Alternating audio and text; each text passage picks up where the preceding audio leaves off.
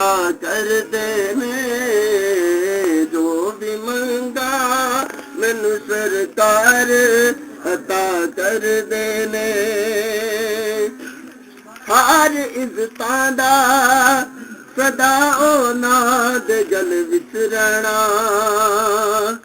हर इज्जतां दा सदा ओनां दे गल विच रहना ओना खुशबख्तां दा नाम मर के भी जिंदा रहना जेड़े आका दी सना कर देने जो भी मंगा मैनू सरकार अता कर देने जो भी मंगा मैनू सरकार अता कर देने अपने मंगते ना। बिस्मिल्लाहिर्रहमानिर्रहीम। अस्सलाम वालेकुम दोस्तों बुजुर्ग नाज़रीन, तुहाडे सामने मैं अगली वीडियो दे नाल हाज़र हां। और जिहड़ी वीडियो तुसीं देख रहे हो जनाब अफतारी दे वास्ते बहुत ही ज़बरदस्त ते बड़ा ही अच्छा ते बड़ा ही आला ते ठंडा ठार ते ताकतवर ते फुल एनर्जी ज़बरदस्त फार्मूला है जिहड़ा कि इस दे नाल अफतारी करन दा इंतज़ाम जिहड़ा ना वो बनाया जाता है। अफतारी वास्ते बड़ा मज़ेदार ते ज़बरदस्त ते शरबत बनता है, यानी कि जिहड़ा पानी बनाया जाता है इनू सरदाई कहा जाता है, सरदाई भी कहा जाता है और इसनू गोटा भी कहा जाता है। जिहड़ा कि आम ये मिट्टी के बर्तन दे विच बनाया जाता है वो असीं तुहानूं दिखावांगे सारा कुछ अगे। और फिलहाल तुहानूं मैं दस रहा कि फार्मूला की चीज़ां ने। और सब तो पहले नंबर पर तुसीं देख रहे हो कि एक सौंफ हैगी है, सौंफ जिहड़ी है 1 चम्मच इस्तेमाल कर लो। और इलाची छोटी सब्ज़ इलाची जिहड़ी है इहदे चंद दाने इस्तेमाल कर लो। और अगे बादाम है गुड़बंदी का मतलब होंदा है कि देसी मिठे बादाम ने। और ये तुसीं कम अज़ कम जिहड़ा ना अद्धी छटांग इस्तेमाल कर लो। और अगे खशकाश है, खशकाश जी ये पूरी छटांग होनी चाहिए है। ये एक बंदे की एक टाइम की खुराक हैगी है छटांग जी तुहानूं मैं दस रहा वा। और अगे गरिश खीरी है, यह भी मैदे वास्ते बड़ी ज़बरदस्त चीज़ है, ताकतवर है, गज़ा हज़म करती है ते और प्यास नूं बुझाती है, बड़ी आला चीज़ है। और इस तो अगे मगज़ तरबूज ने, तरबूज के मगज़, और ये भी दिल नूं तस्कीन देंदे ने, प्यास बुझाते हैं, बहुत ही अच्छी चीज़ है। और यह जो तुहानूं मैं गुड़बंदी बादाम दस्सिया यह भी दिल की ताकत वास्ते, दिमाग की ताकत वास्ते ते पूरे जिसम की एनर्जी को कवर करने वास्ते ये जो फार्मूला तुहाडे सामने पेश किया जाता पिया। और इस तो एंड ते जो तुहानूं दिखाण लगे काली मिर्च, और काली मिर्च के सिर्फ चंद दाने इस्तेमाल करने ने, जिस तरह कि छोटी इलाची और काली मिर्च इनके सिर्फ चंद दाने इस्तेमाल करने हैं, यानी कि ज़्यादा तो ज़्यादा कोई 5 दाने इस्तेमाल कर लो, इन्ने काफ़ी होंगे ने। और ये जो फार्मूला तुहाडे सामने दिखाया जा रहा है कि माशाल्लाह बहुत ही ज़बरदस्त चीज़। और ये रोज़ियां तो इलावा भी सुबह के टाइम पर बना के इस्तेमाल किया जाए तो बड़ी ही आला चीज़ है, बड़ी ताकतवर चीज़ है। इनू छोटे वड्डे बुढ़े यानी कि सारे इनू पसंद करते हैं और सारिਆਂ ਦੀ मनपसंद चीज़ है। और सारिਆਂ ਨੂੰ इस्तेमाल करनी चाहिए और सारे करते भी ने। इनू पिंड थां दे माहौल दे विच भी इस्तेमाल किया जाता है और इनू शहर के माहौल दे विच भी इस्तेमाल किया जाता है। शहर दे विच तो ज़्यादातर कुछ सड़कों पर आम लोग सरदाई वाले जिहड़े ने बैठे होंदे ने, लेकिन जिहड़ी चीज़ घर विच बना के इस्तेमाल की जाए वो बड़ी कमाल की तो बड़ी अच्छी, बड़ी वधिया, बड़ी ज़बरदस्त चीज़ होंदी है। और असीं तुहानूं जनाब इहदा हुण फार्मूला इन्हां चीज़ां नूं अलहदा जिस हिसाब नाल भी भगोणियां ने वो अलहदा भगो दिंदे आ। अलहदा भगवान का मकसद होंगे कि जी खशकाश है इसके अंदर थोड़ी जी रेत दर्रे यानी कि किरक नमा होंगी है। और इनू इस वजह से कि इनू अलहदा कली न भगोया जाए, बाकी चीज़ों अलहदा भगो के तो जरा ना वो अगे दिखाने इन्हों हम भगो देने भगो के जो तुम दिखावे उन्होंने फिर जनाब तुम अलहदा तुहाडे सामने गोटा बनाने।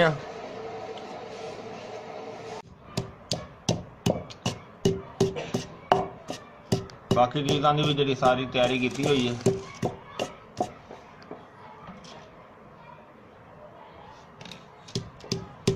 यानी कि मगज़ जो ने वो भी भगो के रखे ने, बादाम भी और मगज़ भी और खशकाश भी। और सब तो पहले जो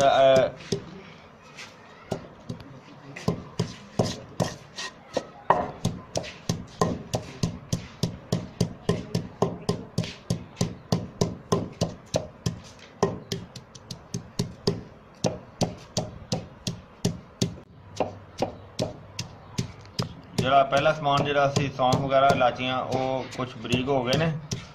ਜ਼ਿਆਦਾ ਹੁਣ ਇਸ ਵਜ੍ਹਾ ਦੇ ਨਾਲ ਜਿਹੜਾ ਨਾ ਉਹ ਖੁਸ਼ਕਾਸ਼ ਜਿਹੜੀ ਉਹ ਸ਼ਾਮਲ ਕਰਨੇ ਆ।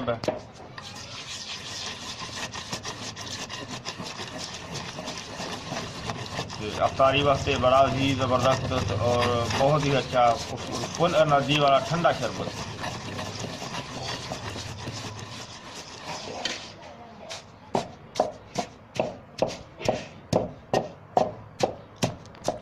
देसी चीज़ का एक अपना ही फायदा होता है, क्योंकि ये जड़ियाँ चीज़ां ने इन्होंने अलहदा असीं अच्छी तरह इहदे कोट के और बाकी जड़ियाँ चीज़ां ने, क्योंकि इन्हां चीज़ों के छिलका नहीं हैगा, जड़ियाँ ये चीज़ां ने उन्होंने पहले छिलके उतार के साफ कर लिए ने, लेकिन ये चीज़ां जड़ियाँ ने इन्हां विच छिलका वगैरह होंदा, लिहाजा इस वजह तो इनकी पहले रगड़ाई करांगे और इनू रगड़ाई करके अच्छी तरह तुहानूं दिखाने आ।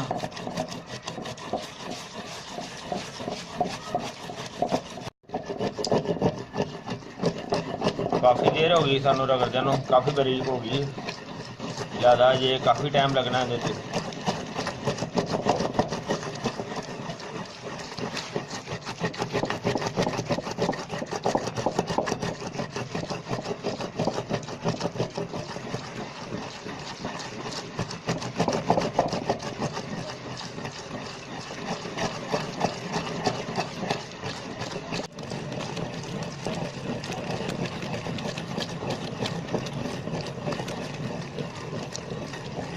काफ़ी टाइम ज़्यादा ले रही है ना रगड़ाई करने, क्योंकि जितना ज़्यादा रगड़ाया जाएगा उतना टेस्ट अच्छा बन जाता है।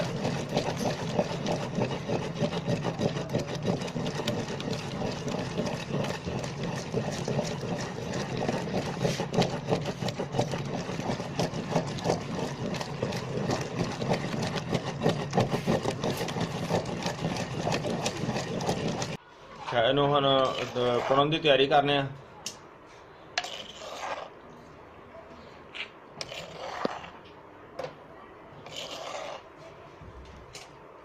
बहुत वधिया हो गई है।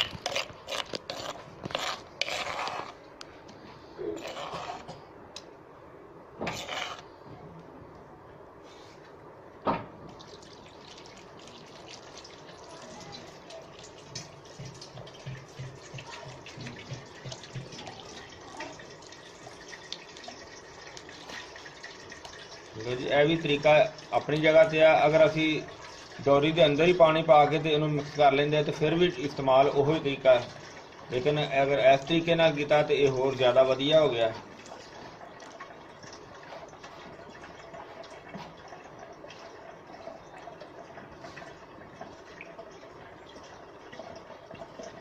इस तरह इहदा रुख जिहड़ा ना वो तकरीबन कढ़ लईदा ना, कढ़न तो बाद जिहड़ा चीनी अपनी मर्जी दे नाल जिहड़ा कि मिठास हसवे जायका जिहड़ा ना वो रखा जा सकता है। अगर कोई शुगर का मरीज होवे वो बगैर चीनी तो भी इस्तेमाल कर ले तो उनके वास्ते वधिया। तो अगर वो कंद स्याह इस्तेमाल कर लवे यानी कि शक्कर टाइप कोई इस्तेमाल कर लवे तो ठीक है, अगर नहीं करे तो इस तरह ही ज़्यादा वधिया, क्योंकि इनका अपना ही इन्ना अच्छा और इन्ना जबरदस्त टेस्ट होंदा है।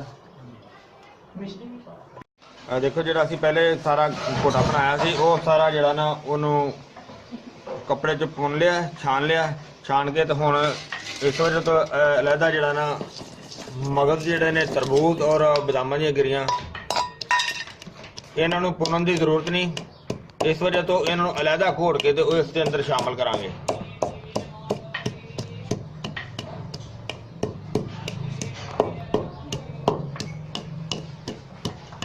बहुत ज़्यादा इहदे टाइम लग्या, मेहनत लगी है, लेकिन ये बहुत ही ज़्यादा देसी सरदाई यानी कि देसी ड्रिंक बहुत ही आला किस्म की और बहुत ज़बरदस्त फायदे वाली है। ये जी आइटम इस तरह बनाई जाती है, ये भलवाना की आइटम होंगी है, यानी कि ये पिंड थावां की बहुत ज़्यादा मशहूर सौगात होंगी है और ये हुण वैसे पिंडां च भी और शहरों च भी बहुत ज़्यादा इस्तेमाल की जाती है। लिहाजा हम जो बादाम तो मगज ने इन्होंने अलहदा अच्छी तरह रगड़ाई करने, रगड़ाई करके इहदे अंदर शामिल करांगे, फिर चीनी जी हसबे जायका हसबे जरूरत वो इहदे इस्तेमाल की जाएगी।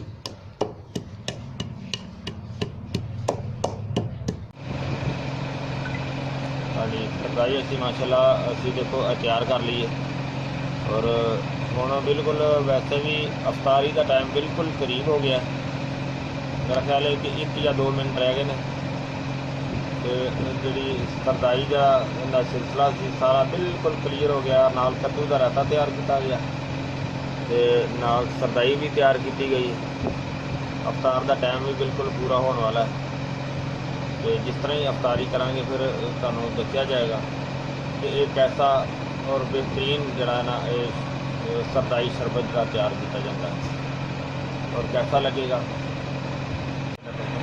आम तो वाले का तो फल वाला आ रही का अल्लाह मुझे भी ना रोज़ा रखा तेरे ना साथ समझ अल्लाह पाक को कबूल करे अल्लाह पाक को सब पे रहमत करे आमीन आमीन।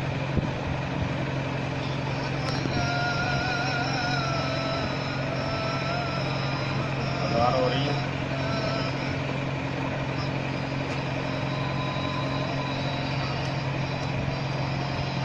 हेलो बच्चों अफ्तारी करो।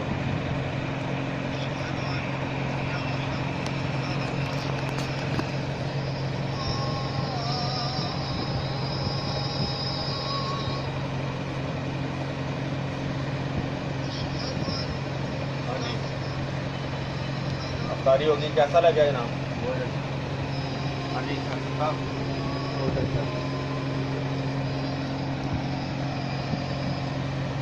अल्हम्दुलिल्लाह